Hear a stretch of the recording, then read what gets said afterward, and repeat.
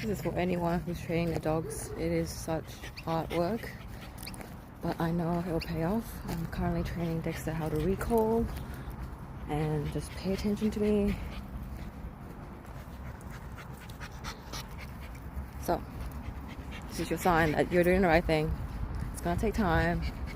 The trainer said that it might take 3 months, and I'm walking in for 2026. And if your dog isn't food motivated, I find that having a toy really works. I currently have a rope toy, which I don't know, it's like $2 from the pet store. It's working.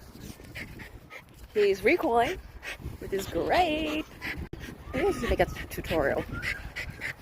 So I've got Dexter here. He is with the toy. Leave it. Leave it. Sit.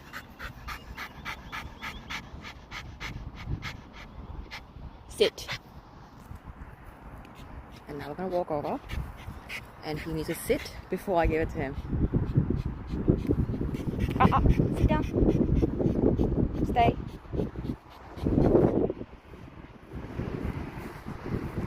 Come.